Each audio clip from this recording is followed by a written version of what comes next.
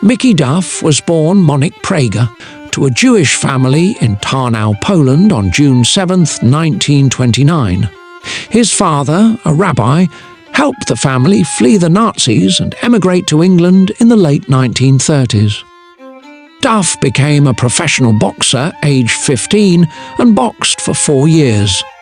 According to Mickey, he chose the name Duff from the character Jackie Boyd Duffy from the movie Cash and Carry, though the character actually came from the 1941 boxing movie Ringside Maisie. The ring name hid his boxing career from his disapproving father, with whom he would have a strained relationship for life. Starting his career after World War II from September 1945 to May 1946, Duff fought 14 bouts in the Greater London area, winning 12, with only 1 loss and 1 draw. He eventually achieved a 75% winning boxing record in a career that included around 50 fights, but lost his last professional bout on December 7, 1948, against Scottish boxer Neil McSern in West Ham. BoxRec, the online boxing record site, lists 46 of his better publicised bouts. After briefly working selling sewing machines, Duff returned to boxing to make matches across the UK. In the late 1950s, Jack Solomons was England's greatest boxing promoter. As Solomons' ironclad control of British boxing waned, a new team began to form with Duff as matchmaker, Jarvis Astaire as manager, and mentor Harry Levine as promoter. He also had as partners Terry Lawless, Mike Barrett, and the British Broadcasting Company, formerly the BBC. One publication described Duff and his partners' ascendancy in the boxing world as an efficient cartel which broke one monopoly and established another. Duff became vastly more famous as a manager, matchmaker and promoter than he was as a London area boxer. His participation and strong position in the sport as a promoter and matchmaker would extend over 4 decades from 1953 through 1997.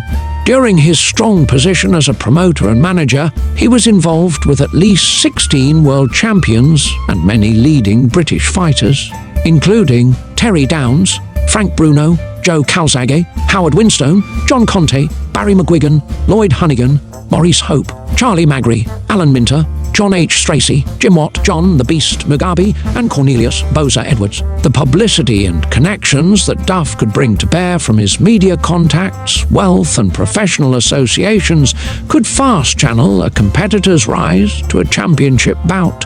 Duff's participation and then dominant place in British boxing lasted through the 60s, 70s, and most of the 80s. Duff became widely known in the media, particularly for the awards he received for his work on HBO Boxing in 1973, ESPN Top Rank Boxing 1980, and as a consultant with the movie Triumph of the Spirit 1990. ESPN and HBO, however, would not remain the exclusive or dominant line to the world and British boxing market. By the 1990s, Duff's primary competitor, promoter Frank Warren, had 75 boxers in his stable and could be described accurately by London's Observer as the only show in town.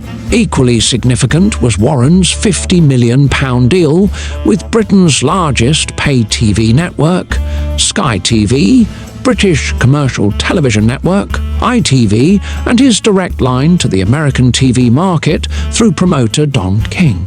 Duff, who was once the major player in London, saw 3 of his top fighters, Frank Bruno, Joe Calzaghe, and Henry Akinwande, leave him for more profitable deals with Warren, sapping both Duff's financial position and market share, eventually giving in to diminishing health, loss of his boxing stable, and Frank Warren's dominance through his partnership with ITV and Sky TV. Duff retired. He had one child with wife Marie, with whom he remained on good terms after they separated. He was inducted into the International Boxing Hall of Fame in 1999. After suffering from Alzheimer's disease, Duff died at a nursing home in South London on March 22, 2014, from natural causes at the age of 84. I think boxing was far healthier then than it is now. I don't blame specifically Frank Warren for it. Think of him when he came in. Did you like him? No, I don't like him now. But you can't explain as to why a boxer boxes any more than you can explain why do people attempt to climb mountains? Why do people attempt to sail around the world? It's something they want to do. If we're going to lead a life where we eliminate all dangers whatsoever and try and live to 120, it's going to be a terribly boring life.